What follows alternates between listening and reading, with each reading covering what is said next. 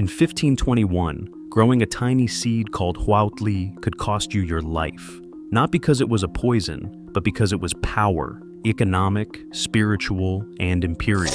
So, why would the conquerors of an empire fear a simple grain more than any weapon?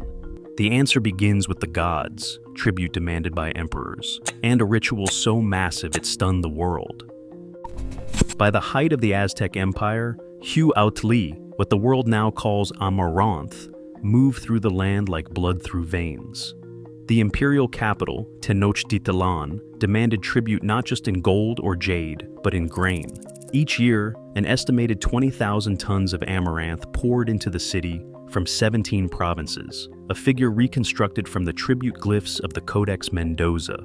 This was not a symbolic gesture. Human carriers, men and women, walked 20 to 30 miles a day, hauling baskets of seed along stone causeways. Their journeys crossed rivers, mountains, and sprawling valleys, all to fill the Petlakali, the empire's massive granaries. The numbers defy belief. A single amaranth plant can yield 40,000 to 60,000 seeds in one season. Unlike maize, huautli thrived where other crops failed, in poor soils, drought, and high altitudes. In the harshest years, when famine threatened, amaranth still filled the baskets. It was insurance against hunger and the backbone of state power. Tribute was not just extracted from conquered villages. It was measured, weighed, and counted by officials who knew exactly how much the empire depended on this tiny seed. The flow of grain into Tenochtitlan was more than a tax. It was the raw material for something greater, a sacred economy that bound provinces to the center, and the living to the gods. Every handful delivered by those long lines of carriers was destined for more than bread. It would become the body of the divine. Every winter, as banners rose above Tenochtitlan, the Aztec calendar called for Panquetzalistli, the month of the war, god Huitzilopochtli. In the heart of the city, priests and artisans began their work with amaranth, grinding the tiny seeds into flour, mixing it with honey drawn from maguey or from bees, and sometimes, according to some accounts, consecrating it with drops of blood. This dough, tizoali, became the flesh of the divine.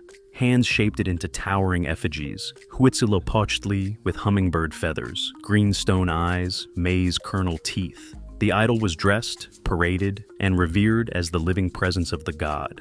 The scale defies modern imagination. Scholars estimate that during Panquetzalistli, tens of thousands, possibly up to 200,000, gathered to witness the ritual. The Tzoali idol, built from the tribute grain hauled in by carriers from across the empire, stood at the center of a sea of worshippers. At the climax, priests broke the figure into pieces. Each fragment was passed from hand to hand until the crowd consumed the god together, eating what they believed was the sacred body, binding themselves as one people. To the Aztecs, this was communion, the seed, the god, the community, all united. But for the Spanish friars and conquistadors who watched, the ritual was an affront. Here was a mass sacrament that mirrored their own Eucharist, a god made bread and then eaten by the faithful. In their eyes, it was not just foreign, but a blasphemous imitation, a threat to the soul of the new colony. The fate of amaranth was sealed not in the fields, but in the temple precincts, where theology and power collided. Flames swept across the valleys of central Mexico as Spanish soldiers and friars marched from village to village, torch in hand. Amaranth fields, once the pride of entire provinces, vanished in clouds of smoke. Missionary reports from the 16th century describe anti-idolatry campaigns with a single goal: erase the old gods and everything that fed them.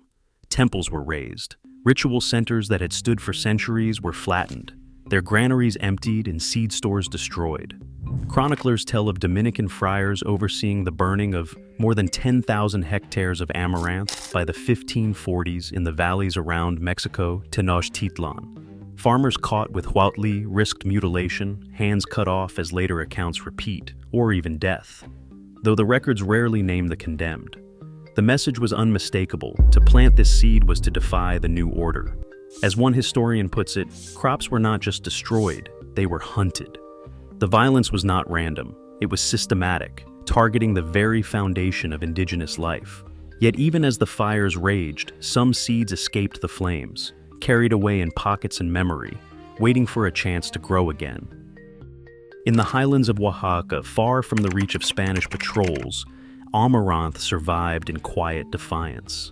Small plots, often tucked between rocks or hidden among maize and beans, kept the grain alive when open cultivation meant danger.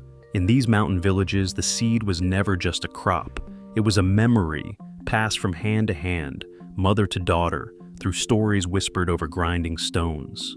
A Mixtec elder recalled her childhood and said, "My grandmother told me, the seed is our memory. If we lose it, we forget who we are." Spanish records rarely mention these remote farmers, but oral histories collected by non-governmental organizations reveal a chain of persistence. Families saved a handful of seeds each year, teaching children to pop them over clay pans until the kitchen filled with the scent of toasted grain. The tradition of alegria, sweetened popped amaranth bound with honey, became both a treat and a quiet act of resistance. For 4 centuries after the ban, the knowledge endured, not in books, but in kitchens, in fields, and in the careful work of remembering. Amaranth's survival in the shadows is only part of its story. Modern laboratories have put the ancient grain under the microscope, and the results are almost unbelievable. Amaranth is one of the rare plants that delivers a complete protein, all 9 essential amino acids in a single seed. Nutritionists measure its protein content at 14 to 17% by weight, which is about 30% higher than wheat, rice, or oats. The secret is lysine, an amino acid that most grains lack in abundance. Amaranth has it in spades, making it a true outlier among staple crops. A botanist studying amaranth today would call it a nutritional anomaly, a plant that offers the kind of protein balance usually found in meat or dairy. Peer-reviewed tables confirm that a serving of amaranth can match the amino acid profile the human body needs to build muscle, repair tissue, and fuel the immune system. NASA's food scientists took notice. When the agency began searching for crops to sustain astronauts on long-duration space missions, amaranth made the short list. Both its seeds and leaves are edible, packed with minerals and vitamins, and it grows quickly in controlled environments.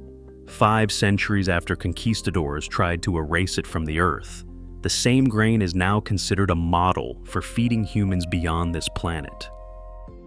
In 2019, amaranth officially returned to the center of Mexican life. The federal government added it to the canasta básica, the list of foods considered essential for every household. For the first time in centuries, the grain once hunted by colonial authorities now appears on state-issued lists alongside maize and beans. This policy shift was more than symbolic. In Oaxaca, organizations like Puente a la Salud Comunitaria have spent 2 decades working with indigenous farmers to bring amaranth back into local fields and kitchens. Their reports show that smallholders who grow amaranth can earn 3 to 5 times more profit per hectare than with conventional corn. The economics are simple and powerful. One healthy plant produces enough seeds to sow an entire field the next year, multiplying both harvests and hope. As demand grows, multinational companies, Nestlé and PepsiCo, have started adding amaranth to snack bars and cereals sold across Mexico. Gluten-free bakeries now showcase amaranth flour as a premium, protein-rich ingredient. The grain that once drew a death sentence is now a pillar of national nutrition policy, a cash crop for rural families, and a global health trend. After centuries in the shadows, amaranth is no longer a secret. Every year, amaranth is reclaimed by new hands, proof that forbidden knowledge can outlast even the most violent attempts at erasure. As food insecurity rises globally, indigenous crops like this are not relics, they're blueprints for survival. The seeds resisted extinction. Our future may depend on remembering why.